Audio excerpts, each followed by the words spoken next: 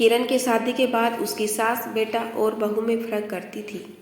कोई चीज़ होती थी तो अगर बेटा पूछता तो तुरंत कहती, अरे किरण ने एक बार भी नहीं पूछा, अब ये कैसे करूं। एक दिन रमेश ने किरण से कहा कि माँ बाबूजी का टिकट करवा लूं, आ जाएंगे तो उनका भी मन बहल जाएगा। किरण ने हाँ में सहमति दे दी। शाम को रमेश ऑफिस से आया तो बाबूजी को फ़ोन लगाया। हेलो बाबूजी, प्रणाम, कैसे हैं? सोच रहा हूँ आप लोगों का टिकट करा दूँ। आइए कुछ दिन रहिए, यहाँ थोड़ा आप लोगों का भी मन बहल जाएगा और हम लोगों को भी अच्छा लगेगा। बाबूजी ने बोला, अरे बेटुआ, बहू का क्या इरादा है? उसने तो कभी नहीं कहा जब वो बुलाएगी तब ही आएंगे।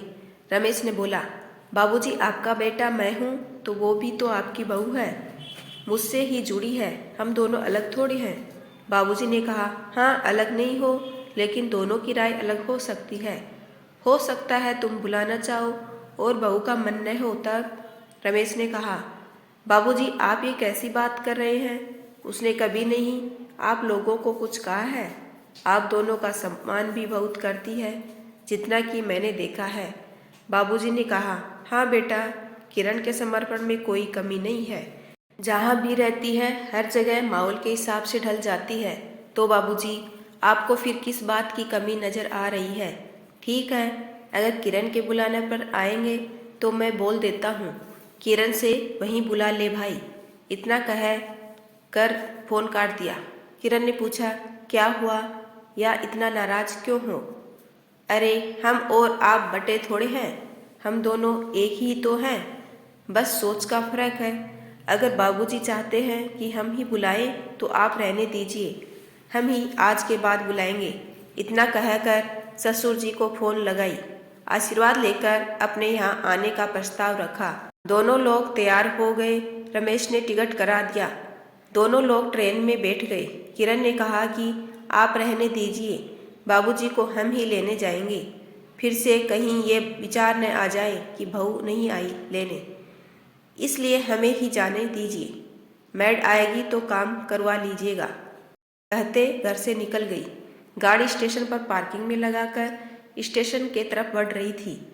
गाड़ी तेज रफ्तार में निकल ली। 25 मिनट लगाकर घर आ गई। घर आने के बाद सब चाय नाश्ता लिए और फिर स्नान करके पूजा पाठ करके खाना खाए। शाम का समय हुआ। ड्राइंग टेबल पर फ्रूट लगा था, लेकिन बहू का इंतजार होता था। बस किरण लाकर दे तो ठीक है, अन्यथा खुद से कोई काम या कोई चीज़ नहीं लेते थे। एक दिन रमेश ने देखा तो एक तरह का भेदभाव तो अपने पिता और माँ से बात किया और समझाया। बोला, बाबूजी आप अपना घर नहीं समझेंगे तो किरण गांव में जाएगी तो किस हक से जाएगी? क्या वो अपना घर समझ पाएगी? इसलिए प्यार और सम्मान से रहिए, उसी में आनंद आएगा। आपको भी, हम सभी को किरण मुझसे अलग नहीं है। तो बेटे के समझाने से काफ़ी बदलाव आया और धीरे धीरे घर का माहौल बदला।